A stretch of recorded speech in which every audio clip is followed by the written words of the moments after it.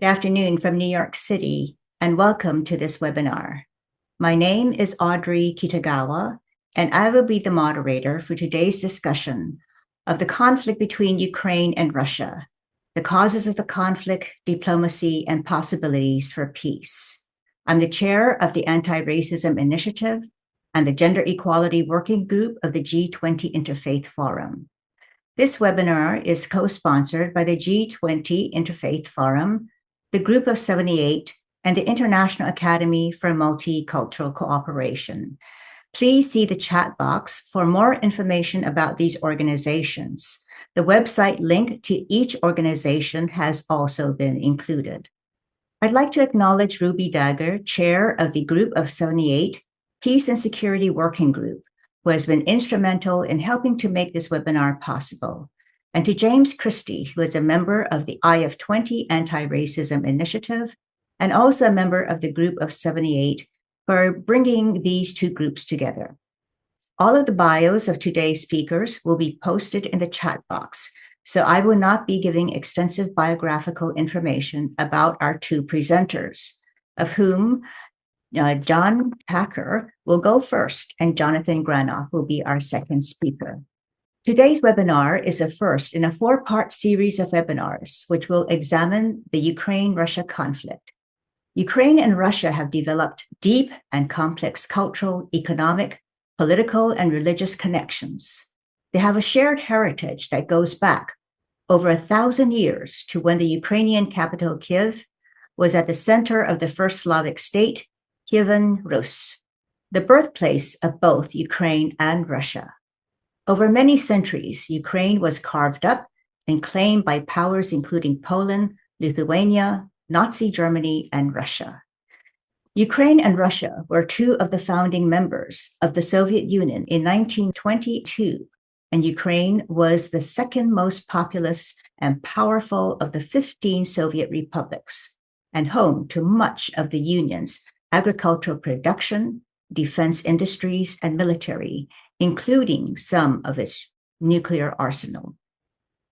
Its decision to cut ties in 1991 was a severe blow to the Soviet Union, and Ukraine became an independent nation. But uniting the country was challenging. Eastern Ukraine had been under Russian rule much longer than the West, and were more Russian-speaking and Orthodox, while parts of Western Ukraine were Ukrainian-speaking and Catholic. This tumultuous history and factional fault lines, both internal and external, have complicated diplomatic efforts and obscured the path toward a viable resolution to the conflict and peace between two nations with a very complex history. Today, we are joined by two speakers who will share their perspectives on the Ukraine-Russia conflict. John Packer and Jonathan Granoff have dedicated their professional lives to examining, understanding, and sharing the complex interplay of history, modern geopolitics, and the pursuit of peace. Following their remarks, we will have an opportunity to field questions from the audience.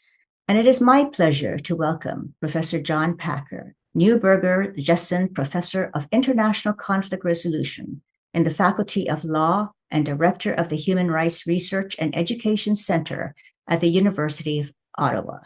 Professor Packer, you now have the floor. Thank you very much for the invitation to join this panel and to discuss this important topic. I want to underline immediately that as much as history may help to explain where we are now or where we may go, it does not, as a matter of international law, necessarily justify positions or actions. In other words, we may better understand causes and influences, but these alone do not create legal entitlements. And in that regard, I want to say from the start that as we discuss not only the causes, but I would say the failures politically to contribute to a peaceful elaboration and sustainable development of relations, not only between Ukraine and Russia, but with its implications in the world, we cannot but acknowledge that from February 2022, the aggressive use of force by the Russian Federation is an unequivocal breach of the United Nations Charter. The resort to force on a unilateral basis against the territorial integrity of another state member of the United Nations is a fundamental violation of the tenets of the post-Second World War order. In fact, we can go further back to the Kellogg-Briand Pact. And not only that use of force in an aggressive fashion is a fundamental breach, but in addition, it breaches multiple agreements of which both Russian Federation, Ukraine, and other parties were involved, which we will refer in a moment. So this discussion and our understanding of the influences and the causes does not erase or modify that fact and that matter of law, of international law. Let me also say that attempts more recently or subsequently have been made of a revisionary character.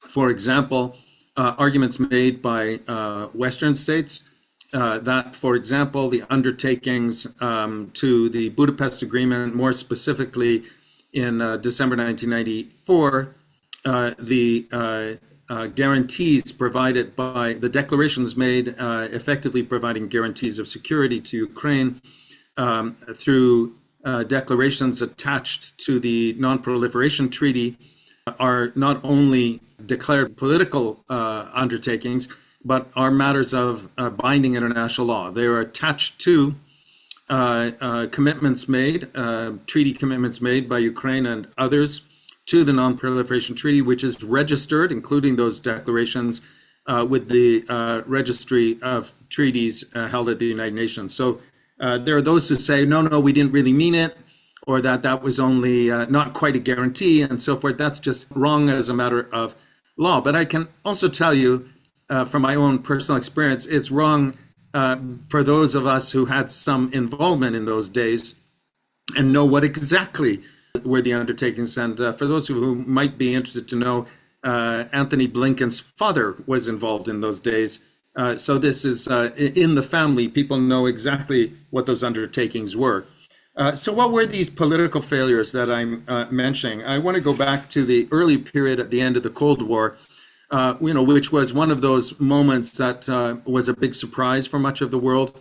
Many people, myself included, thought that the Cold War would persist, the division with the East and West, the two principal protagonists, the Soviet Union and the United States of America, essentially competing in the world. We thought that might continue for quite a foreseeable time, and it really unraveled quite quickly. I won't go into the details of how that happened, but I do want to underline that there was a period between about 1990 and 1991. It was a great surprise and an enormous step forward when a guy named Yeltsin attended the conference on a new Europe in June 1990 in Paris. Not the Secretary General of the Supreme Soviet or of the Communist Party of the Soviet Union, but this guy who was representing the Russian Federation, and agreed at that point in June 1990 to two fundamental changes of politics which revised the kind of future of the world and created what George Bush Sr. called a new world order and its potential. And those two fundamental principles were an acceptance of peaceful relations, specifically around democratic government, that they're the will of the people, that free and fair elections should be the basis of the will of the people being the authority of government, including in the Soviet states and those of Eastern Europe, the Warsaw Pact.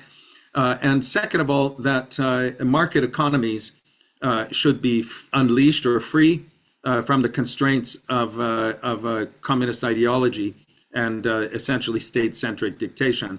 Those were key, and they were elaborated in subsequent agreements in the context of the then CSC, the Conference for Security and Cooperation in Europe.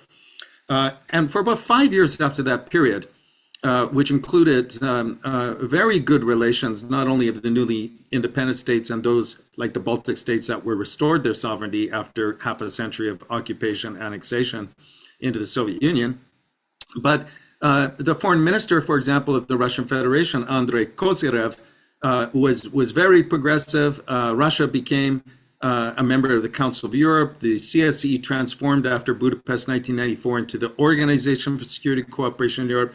And there were all these kind of integrative processes that were unfolding to build across the Northern Hemisphere from Vladivostok to Vancouver, as one spoke, meaning Vladivostok west across to Vancouver, all across the Northern Hemisphere, a united area of sustained security.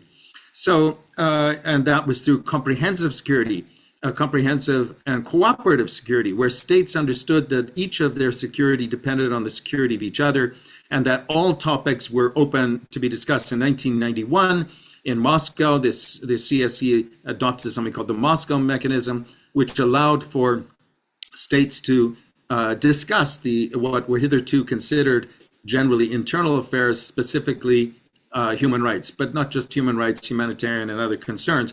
And this prevailed until not too many years ago, when Russia declared that the current Russian Federation under Vladimir Putin declared they no longer accept those norms. In that 5-year period, and I would say a little bit longer, I'll mention, I won't recount all the things that happened multilaterally, but the Council of Europe, the OSCE, and even the UN became much more strengthened and directly related to Ukraine, Ukraine's own membership of the Council of Europe, Ukraine's changes constitutionally. I was involved as a legal advisor to the High Commissioner on National Minorities at the time. I assisted in the first post-Soviet constitution adopted in 1996. For a long time, Ukraine was run on the basis of a single declaration from 1991. It wasn't until 96 they adopted the constitution, and also adopted 2 years later, in 1998, the Autonomous Republic of Crimea constitution as an integral part of Ukraine. Those elaborated domestic legal foundational bodies, or I should say instruments, constitutions, were pursuant to also bilateral and multilateral discussions. So in the same period of time, there were visits arranged between Yeltsin, for example, coming to Kiev. There were specific arrangements made for the protection of Ukrainian minorities, small though they were, in Russia, and the large Russian-speaking national minority in Ukraine. One will know that a substantial part of Ukraine, particularly in the eastern part and in Crimea, were predominantly ethnically Russian and linguistically Russian-speaking for various reasons, but that was the fact of the day. There were a lot of other things that happened at the time, economic developments in a number of Eastern European countries, shock therapy, as some might recall.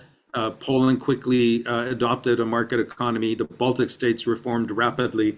Ukraine did not move as fast. I want to underline how long it took them to even adopt a constitution.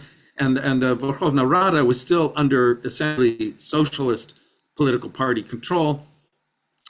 There was, competing with that, a nationalist Ukrainian tendency. And I have to say, in terms of the political failures here, I want to underline that Ukraine was kind of on the back burner in terms of resources and so forth. The priority for European Union enlargement, NATO enlargement, was nearer home. So Eastern European, Central European states, and the Baltic states were priorities. And I think this was a missed opportunity. And I want to draw attention specifically to historical moments, because by then, in the second part of the 1990s, the latter part of the 1990s, voices were increasingly heard from people like Zhirinovsky, Rogozin in the Duma and elsewhere, and people like Putin coming to kind of quietly behind the scenes, moving into some positions of influence, who were lamenting the loss of standing and actually a kind of embarrassment, I would say, which it didn't help, of course, that there were those in the West like Fukuyama and others who audaciously declared the end of history. We won, they lost. And really, Russia was on a back foot, and there were those who were not happy about it. And that was visible. And so in December 1999, quite crucially, the Russian Duma adopted a law on the protection of compatriots abroad. And that was a declaration of essentially foreign interference, because that law, which was mimicked in some other states of Central and Eastern Europe, for example, in Hungary with its status law, but also in other countries, where the law prescribed that the Russian Federation could arrogate to itself an authority in law and politically to speak for Russians, for their compatriots is the term they used, in foreign states. So these are persons who were not Russian citizens or nationals and not resident in the territory of Russia, but nonetheless, the Russian Federation would give itself an authority to speak for them, to address them, to regulate them. And this was, of course, necessarily an interference in the territorial scope of political interference within the neighboring states where so many of these people lived, and also in the domestic politics. I believe that that was a loud or large red flag that the West did not understand and did not particularly address. In fact, it countered with kind of ethno-nationalist arguments on the other side, which were really a clash of politics instead of engaging with the challenges. Now, almost immediately after that, in actually January 2000, we saw Putin rise and Yeltsin Yeltsin, who was becoming essentially incapable of governing. You might remember him kind of being drunk and falling off planes in Ireland and so forth. Yeltsin was increasingly visibly exercising authority. And in May 2000, Yeltsin became the president of Russian Federation and inaugurated, and again from 2012 and pretty much ever since, for the last 20 years, we've had him and those around him. I want to underline what we missed in this period. I did contribute myself to trying to build a robust Ukrainian democracy, building institutions, particularly like the Ombudsman Office, rule of law institutions, means of protection of minorities, pursuant to international treaties that Ukraine was a party to, is a party to, such as the Council of Europe, Convention on the Protection of National Minorities, the Charter of Europe for local self-government, which prescribes decentralization of authority into the localities where communities can govern themselves better, and the Charter for minority and regional languages. And these gave us the scope to really engage, but we did not follow up, and this is crucial. Instead, if you look even today at Transparency International's Corruption Perception Index, you will see that Ukraine sits in place 104, very far from being a non-corrupt or a rule of law society. You will see that it's made significant positive progress in the last 10 years, and especially in the last 3 or 4 years. But that's to say only in the last few years, after there have been the color revolutions and so forth, for a good long period of time, essentially a quarter of a century, this kind of internal weaknesses of Ukraine were largely ignored or not sufficiently engaged, particularly by those who said that they were committed to engage and support, including my own country, Canada, which gave very modest assistance compared to what was needed. Now, we can understand in historical context why that may have been the case. We know that in the same period of time, in the late 1990s, 2000s, there were the issues around Iraq and then Afghanistan, enormous involvement there, and maybe a kind of unmerited, naive optimism that this kind of the winds of change, as were referenced in the early 1990s, would somehow reach Ukraine and succeed. But we took our eye off the ball, and that did not actually occur. The kind of robust democratic society did not gain strength in Ukraine as one would hope, and made it vulnerable to the kind of interferences which increasingly took place. And then we know what happened in 2008 with regard to Ukraine during the Olympics, with regard to Crimea, I should say, and later in 2014. So we saw unfolding a worsening situation step by step without robust responses on the rest of the international community. At the very same time, we saw that partners we would have hoped to be supportive were building their own capacities and strength and increasingly doubting the kind of bonus fides and credibility of some of the Western-led declarations of liberal democracy and so forth. I'm talking here about, for example, countries like Turkey, where they had been played on, in my view, by the European Union for 30, 40 years, where Giscard d'Estaing, former president of France, eventually declared as one of the co-chairs of the enlargement expert body, he said that Turkey could never become a European Union member state because it was Muslim. Now that kind of statement, which had nothing to do with the international norms or standards or the treaties or the negotiations, sent a large message to countries like Turkey, which had been making substantial reforms. Again, I was involved in some of them, including with regard to minorities, rule of law, and so forth, also rapid economic development, to be told that there's no way you ever can join these institutions because of some inherent character, religious in this case, sent a very cold shower in places like Ankara and elsewhere, and really raised doubts about the Western, as I say, integrity of the kind of tendencies and the norms that had been promoted.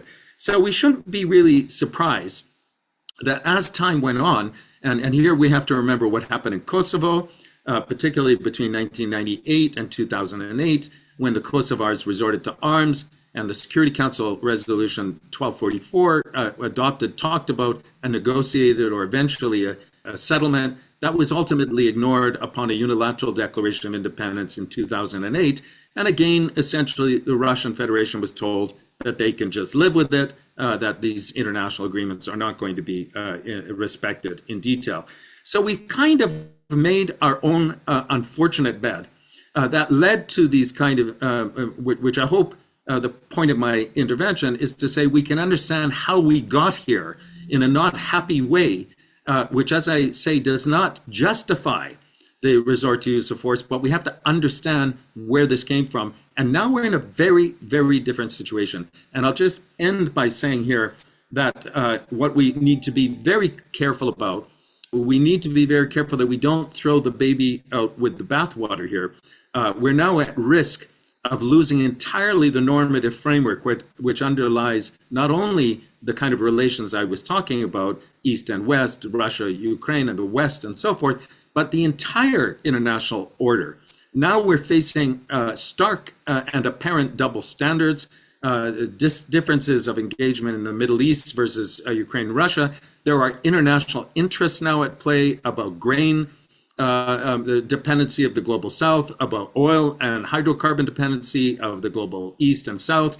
And much of the world outside of the Western world is no longer willing to tolerate the kind of double standards as it is put in conduct, and to simply accept the kind of word that they were asked to accept before. And at the same time, and this is really, really serious, in Ukraine, there is no confidence in a written word. They don't believe in anything on paper.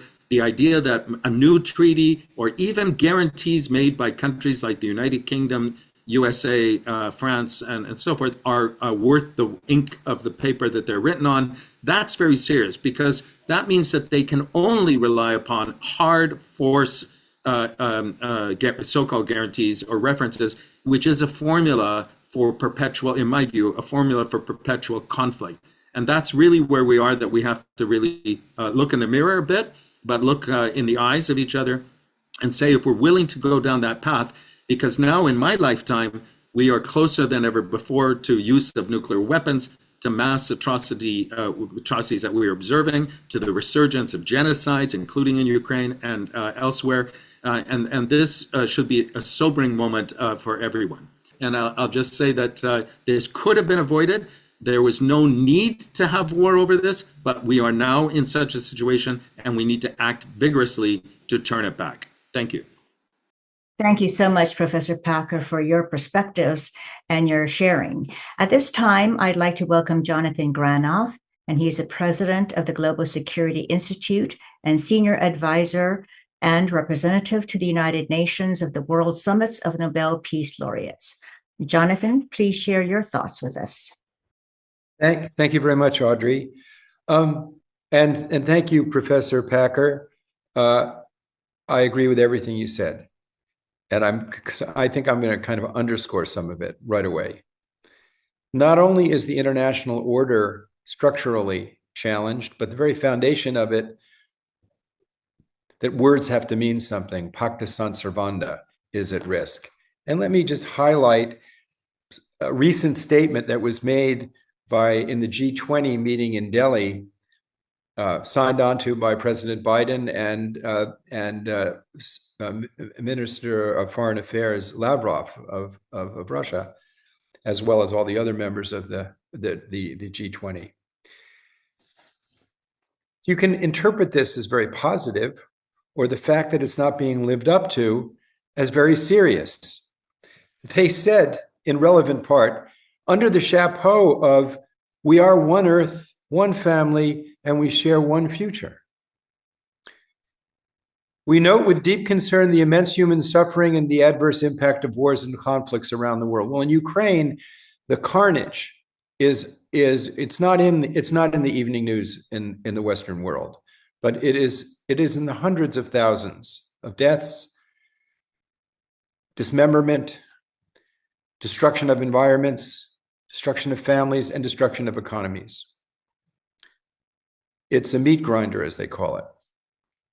We don't know how long it can go on, but every day it's about 1,000 people getting killed. And it's outrageous.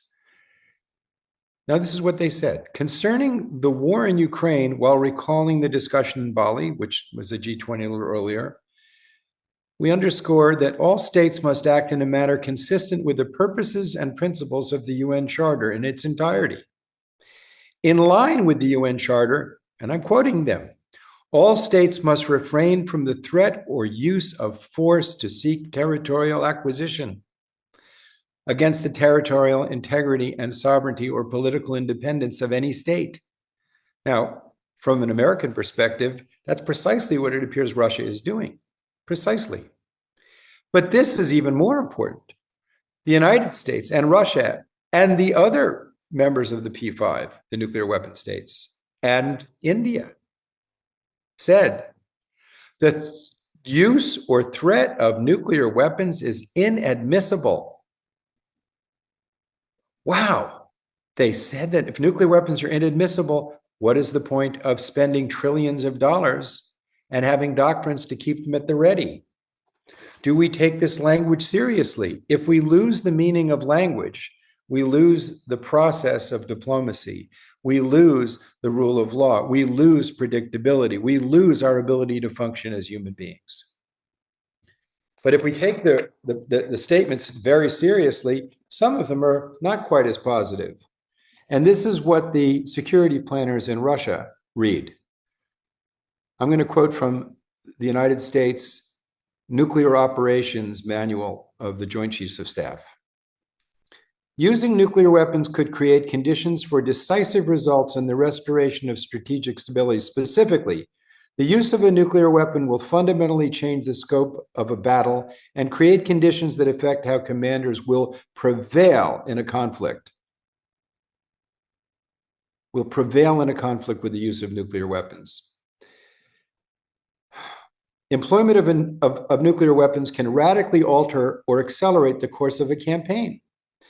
A nuclear weapon could be brought into the campaign as a result of perceived failure in a conventional campaign, potential loss of control or regime, or to escalate the conflict to sue for peace on more favorable terms.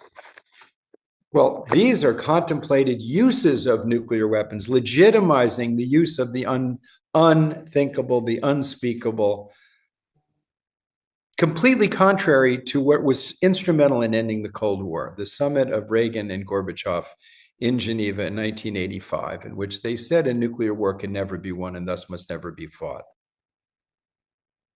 And we're seeing daily accelerated threats, not the kind of rhetoric. The United States is being somewhat quiet, but we're carrying a very big stick. 700 military bases around the world. The Russians don't have military bases in our region. We have lots of them there. Russia invaded Ukraine. We invaded Iraq. Now, there's no moral equivalency here. In a democracy, it's the duty of the citizenry to criticize the government, to make it better. And we have that capacity. And we should never, ever be ungrateful for it. There is no capacity in authoritarian dictatorships or authoritarian regimes of a political party, of one political party like China, There is no capacity for correction. It's intrinsically corrupt because it divests the people of their political agency and thus their freedom and thus the ability to make corrections. But the fact is, all states make mistakes. All states are imperfect. All of us are imperfect. All of us make mistakes, and all of us need to get better. And we can, thus, any criticisms that you hear from me of what my country has done or failed to do is done in a spirit of fulfilling my duty as a citizen, our duty as citizens to make corrections. So there was a very visionary statement that was taken seriously in 1985, in which Presidents Gorbachev and Reagan and the teams that were with them, the team of the State Department of the United States, very sophisticated people, said, a nuclear war can never be won and thus must never be fought. In the same paragraph, and this is really the key that created the change, they said, neither party shall seek military advantage over the other. And that lowered the threshold of adversity. It lowered the threshold of fear and allowed for the process of diplomacy and change to take place. That's what we don't have today. And that's the great danger. Language is losing its meaning, and thus vision is diminished. And trust, the currency of the realm in diplomacy, is at a low point. We could have seen this coming in 2008 when President Bush, after our invasion of Iraq, said, we want to bring Ukraine and Georgia into NATO. Let me quote what Foreign Minister Lavrov said in relation to that.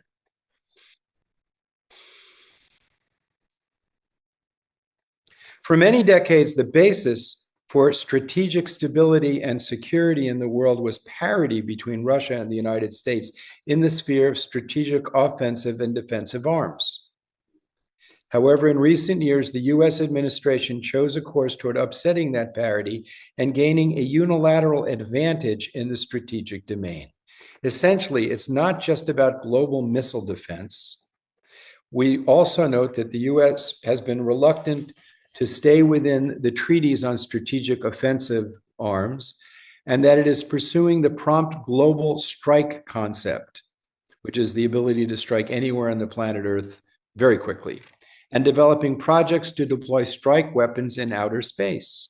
In fact, President Trump reinvigorated the doctrine of full spectrum dominance through outer space weaponry. This understandably will not reinforce the security of Europe, and he said this while he was in Poland, or Poland itself.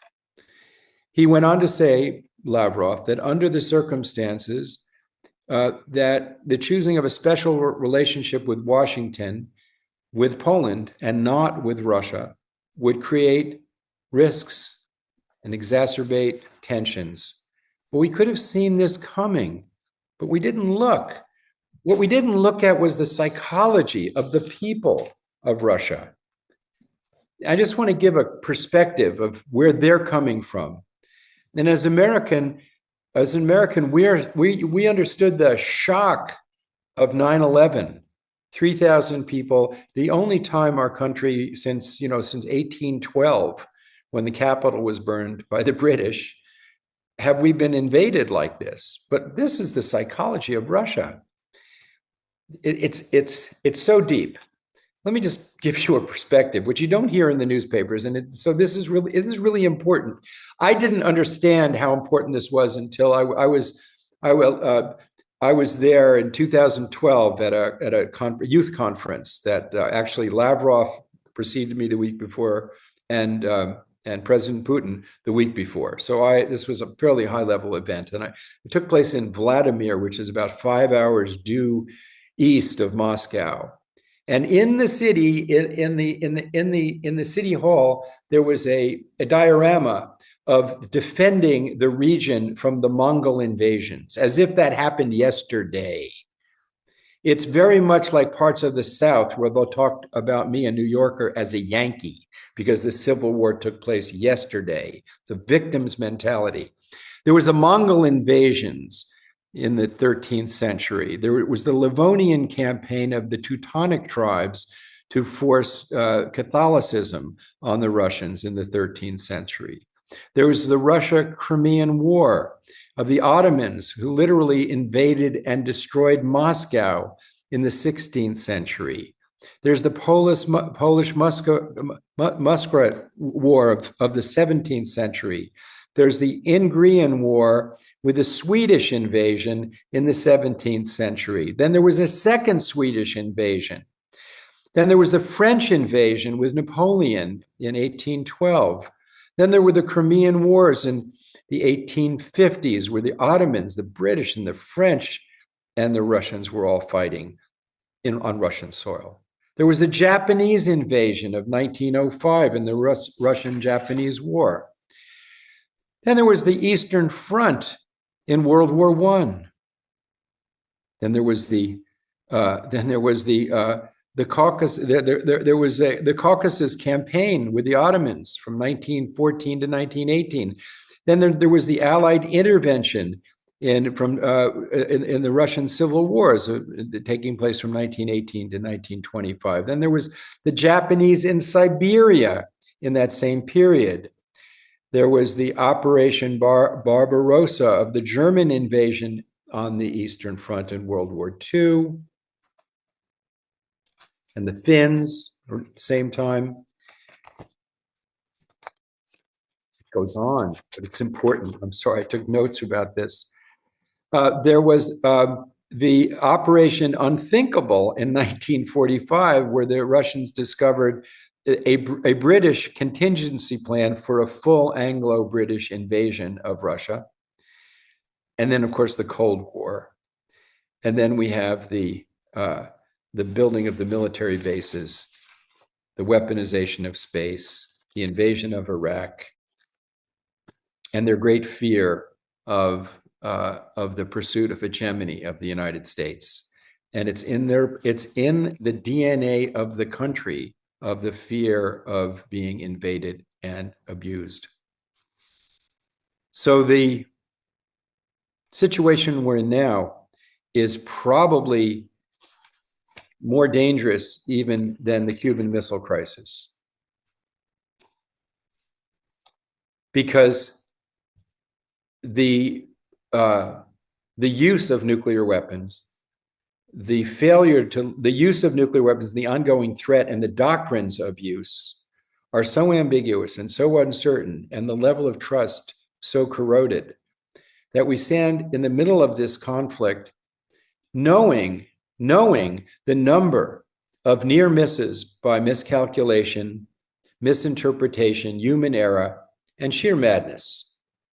I remind you that after the Cold War, in 1995, there was a weather satellite launched off the coast of Norway, in which the Norwegians told the Russians that they were sending a weather satellite, but it didn't get passed up the command and control. And it looked like it would be the first use of the weapon would be an electromagnetic pulse, high altitude electromagnetic pulse that would destroy the command and control of Russia.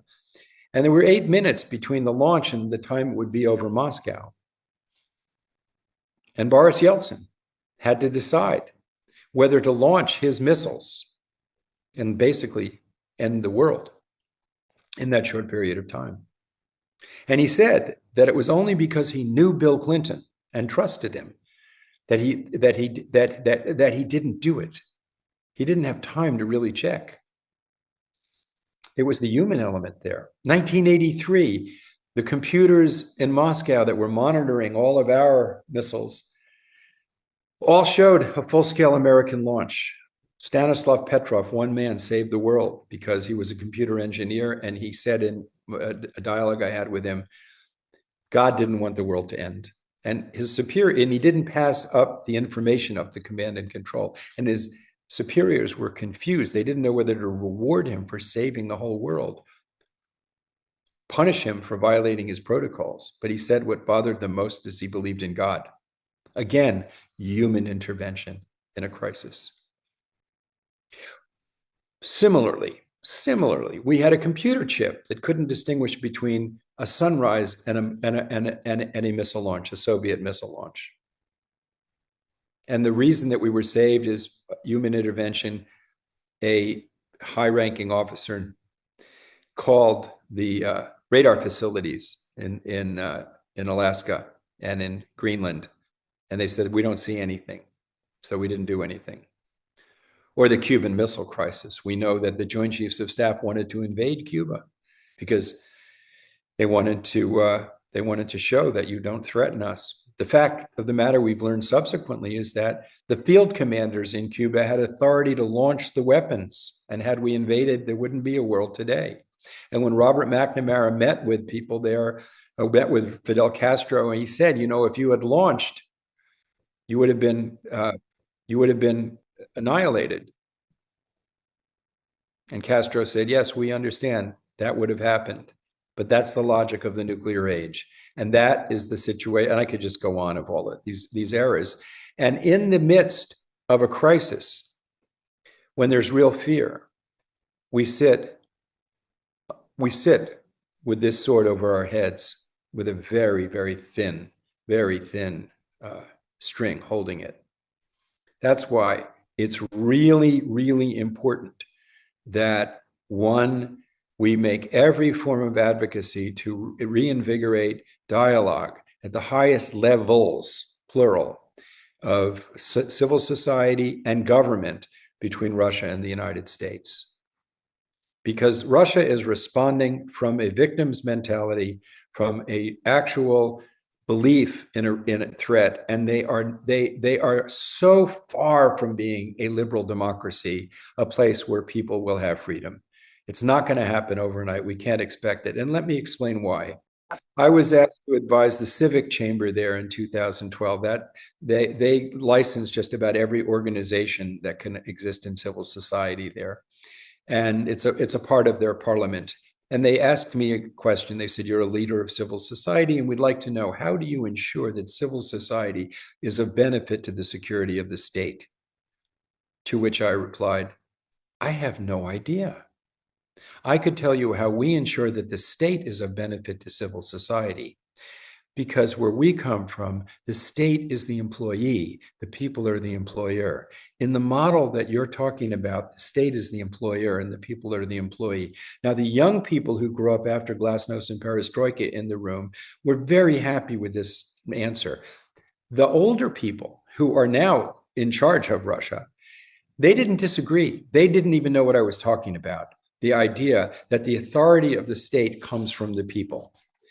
So I think we have to realize that we have to play this game long. We've got to reduce the tensions, and we've got to, as fast as possible, start dialogue. And we cannot allow Russia to prevail in this situation, because it will only embolden autocrats and authoritarians the world over to act as he does. It will undermine the progress toward free societies, because freedom is important, the rule of law is important, global norms are important, human rights are important, and authoritarians never care about not just the laws of man, they don't care about the laws of nature. And there's no court of appeals. There's no planet B. We have to cooperate and protect the climate, the rainforest, and the oceans. These are real threats that require cooperation. And while these wars, a war like Ukraine continues, that cooperation is going to be very hard to obtain.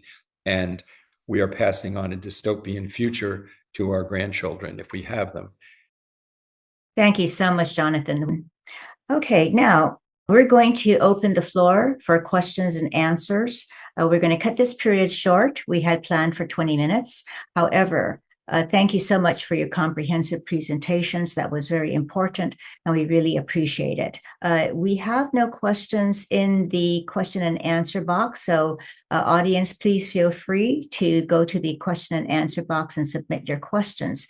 In the meantime, based upon the presentations that you have made and the disturbing failures, not only of our written treaties and declarations, especially the Budapest Memorandum, which you spoke about, Professor Packer, what specific diplomatic measures could have the greatest potential for success now? Well, thanks for the question. And I want to just pick up on the last thing that Jonathan said about the essential need for dialogue.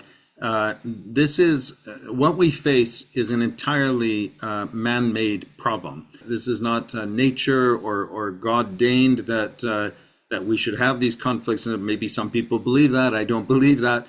I believe that we are where we are through the constructs and the failures of human beings. But it's very, very clear that we're not going to find a sustainable peace in the absence of, as human beings, negotiating a peace, of working out an arrangement.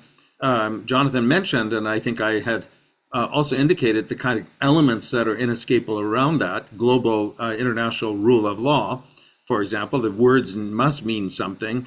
Non-use of force must mean something. And unfortunately, it does put us in to some conundrums that, of course, in the sense of right of self-defense, and that is an inherent, a natural right, and that we cannot allow the kind of unregulated, aggressive, criminal use of force to essentially win out. But we're not going to find a sustainable peace, even if we reach a negative peace. We stop the fighting, to use a notion that Johann Galtung invented or came up with, coined, around negative and positive peace, the idea that non-violence is a negative peace. We need to find a positive peace to deal with those kind of issues that he mentioned around global climate change, global food security, all the kind of energy transitions and so forth and so on. And those only will come through dialogue. So I'm just going to say one might be controversial. In the news in the last couple of days, the Secretary General of the United Nations, Antonio Guterres, has been heavily criticized for having gone to the BRICS meeting. My response is he could hardly not go to the BRICS meeting. It's comprised of some of many of the most important states in the world who are treating very serious issues.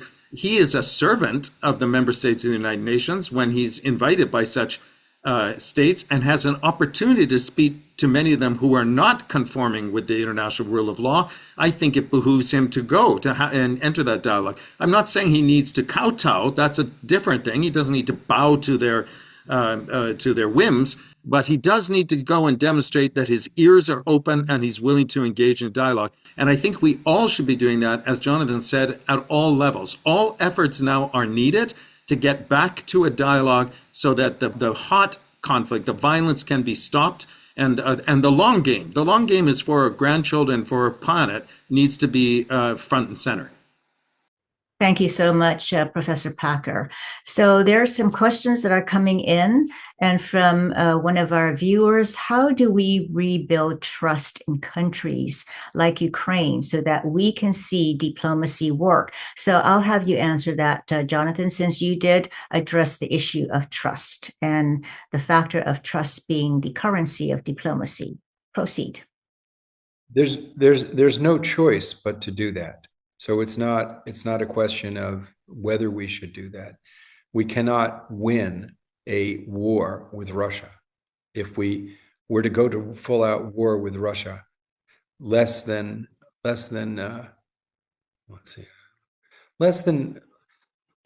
200 nuclear bombs would throw at least 5 million tons of soot into the stratosphere. That would end the agricultural base of civilization, killing billions of people, and ending not just ending modernity, possibly ending the ability of mammals as we know them to survive, certainly humans. So we can't win a war. So what's our choice? So during the height of the Cold War, there were many civil society initiatives. I was very involved in one of them with Lawyers Alliance for World Security. We brought lawyers from the then Soviet Union to the United States. We took them to bankruptcy court. They were shocked by the fact that the state would protect the debtor instead of the rapacious overreach of capitalism. We took them to see jury trials where they saw that citizens participated in the administration of justice. And what amazed them the most was they saw judges who were holding this city of Philadelphia in contempt of court for overcrowding of prisons. In other words, a judge was telling the state that you have to abide by the rule of law. Those lawyers became strong advocates for ending the Soviet Union, for glasnost and perestroika, for a change in Russia. So I personally saw the value of citizen diplomacy, of track 2 diplomacy, of citizens talking with other citizens. There were similar initiatives with physicians, with scientists, with educators. These have to be reinvigorated because we have to have people, not just the leaders. And the leaders have got to begin talking to each other because we don't have a choice. We can't we can't just ignore the fact that 60 to 80% of our oxygen comes from the phytoplankton, which depends on the pH of the oceans, which depends on the health of the climate. This is not like a choice that we have. And we are still privileging industries that are polluting the oceans and putting at risk our very survival. So this is a kind of realism of human security that has to be put in the forefront. Now, in the United States, right now, we have two political parties. One political party denies science and denies the complexity of these situations and denies the importance of being truthful. That is utterly unacceptable. And we can't even countenance the problems that will arise should we have 4 years of leadership that doesn't see the value of telling the truth, that doesn't understand the value of treaties, and that denies science. The other party, there's the possibility of corrections being made, and there is the respect for a diversity of points of view, which is very important for the compromises that will be needed to get us out of the problem. Institutionally, we have to start building institutional structures where there's dialogue. And one of the things that was so important in ending the Cold War were discussions amongst the military of the Warsaw Pact and NATO leadership, where there was, I remember my good friend, may rest in peace, Ambassador Jonathan Dean proposed analyzing weapons that were offensive and weapons that were defensive. Tanks are offensive, bunkers are defensive. Military people got together and said, well, we could build more defensive deployments and less offensive, and that would bring us all greater security. But what happened in those dialogues is friendships were developed, and out of that, there was the political space for change. We have to reinvigorate that process, as distasteful as it might be to be engaging with an authoritarian dictatorship that can't be trusted. We have to realize what we're dealing with. But Russia is a country of people just like us. And the fact that they're under the subjection of an authoritarian dictator today doesn't mean that we can't find political space to dialogue and help create change and trust.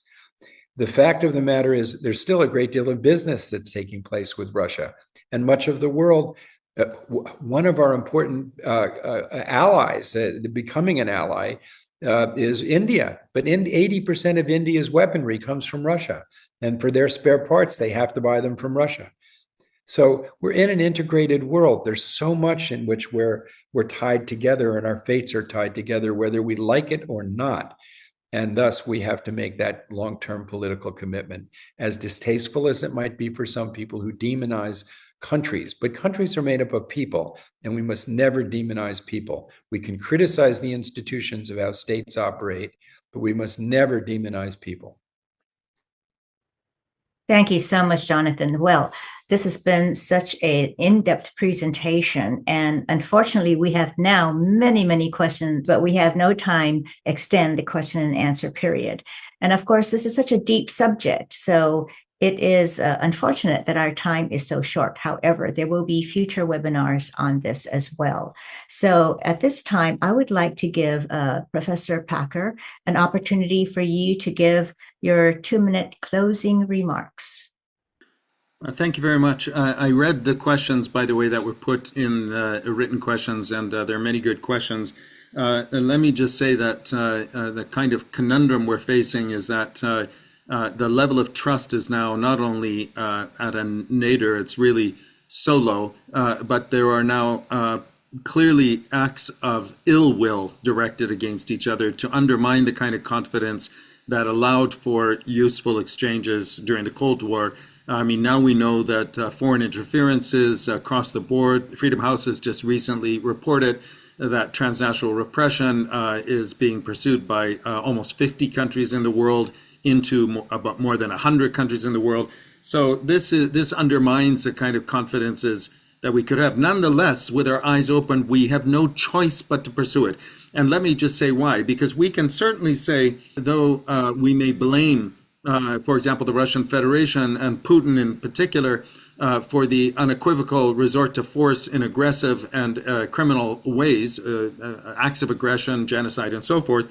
The threat now is of an existential character also universally, as Jonathan has made out. And let me just underline that there are worse possibilities at hand than even Mr. Putin. And I'll say two of them. One is that Putin himself is not the worst amongst those who may have their hands on certain resources. One of the serious issues is an implosion of the Russian Federation, and people like Mr. Kadyrov of Chechnya really getting access to weapons of mass destruction and so forth. So there's an imperative that we must try, and that cannot mean to vindicate the Russian pursuit, the autocracies here, but at the same time we have to play to the long game to find a way, and this is through people to people, through contacts that can allow us to buy time to get in a situation where wiser minds can prevail and interests over time, intergeneration, will prevail. And that's what we really have to try for. It may sound naive, but I really see no alternative to it.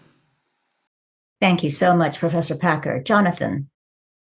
We're at a moment in history in which the admonition that we saw in the G20 in India, the world is one family, which it comes from the Upanishads, an ancient wisdom scripture of the Indus Valley civilization, to see all of humanity with equality.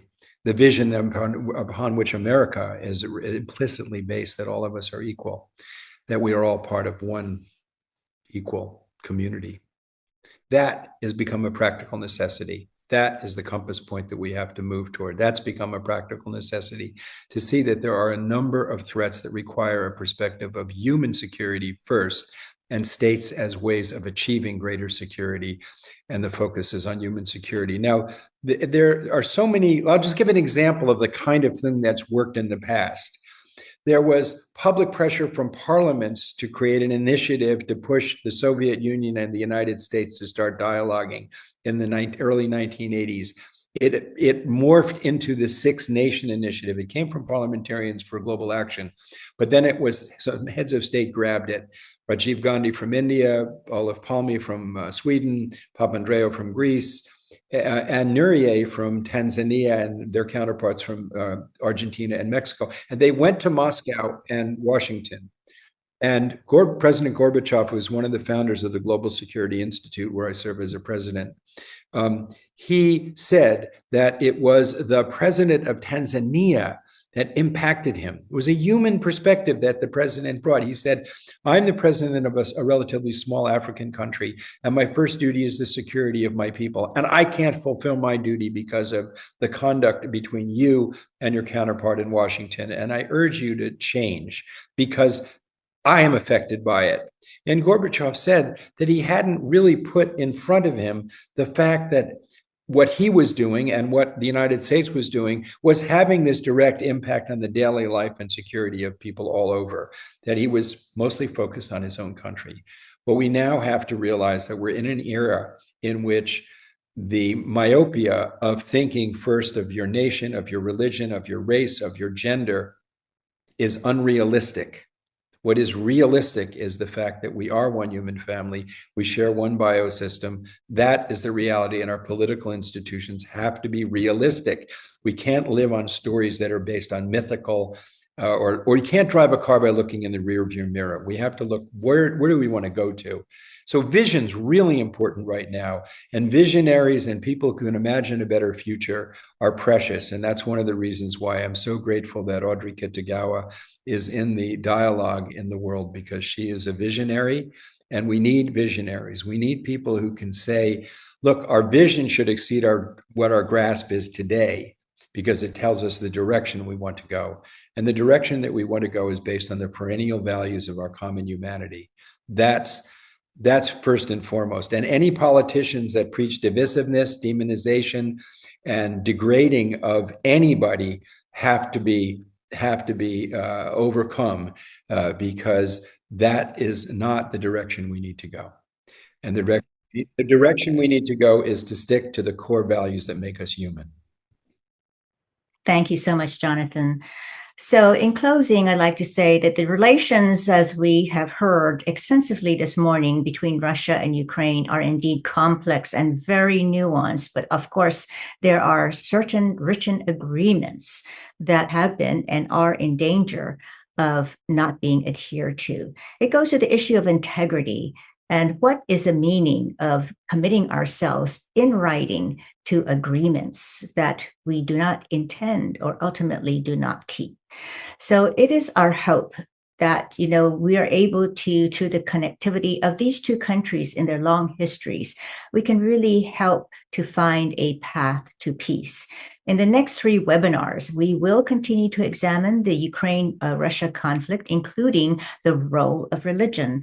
And Ukraine's tangled political history with Russia has its counterpart in the religious landscape, with Ukraine's majority Orthodox Christian population divided between an independent-minded group based in Kiev and another loyal to its patriarch in Moscow.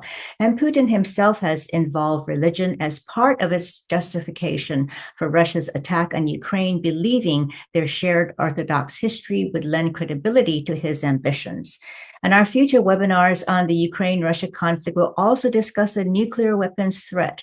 And both speakers have gone into that a little bit, but we will deepen it.